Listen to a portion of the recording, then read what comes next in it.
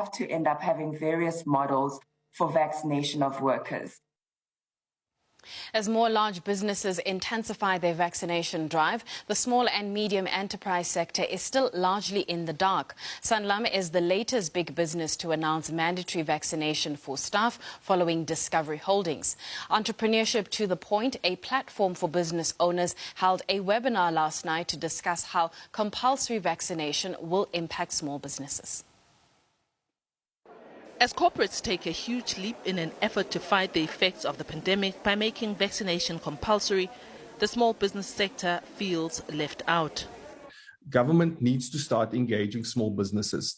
Our economy as South Africa is very much reliant on small businesses being able to operate effectively.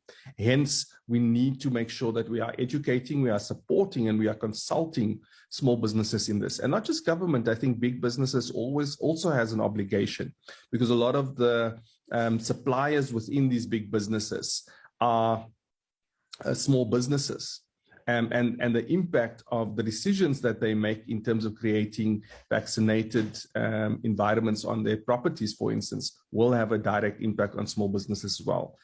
While many small businesses are unsure about their rights and those of their employees regarding vaccinations, Drdien Hazen says the direction from the Occupational Health and Safety Act provides guidance on this. The direction from the Occupational Health and Safety Act does provide an obligation for employers to be able to create a safe working environment, and hence the direction that we're seeing the big corporates going with making the vaccinations mandatory.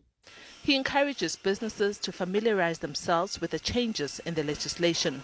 If there are employees that are not able to get vaccinated, or that falls outside of the groupings, or those that do not want to get vaccinated due to religious or cultural reasons, there needs to be elements around a reasonable accommodation.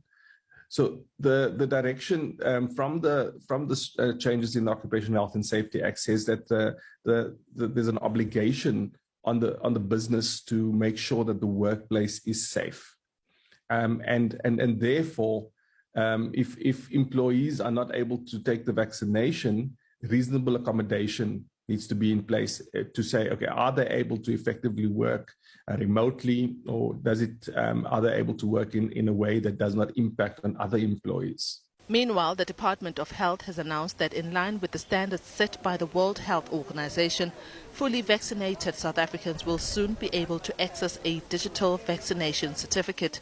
Minister of Health, Dr. Joe Patel, says while government has no intention to require the certificate for access to public services, it might be required in some sectors such as entertainment and sports. Diabosito, SABC News, Johannesburg. The Competition Commission has accused some retailers of taking advantage of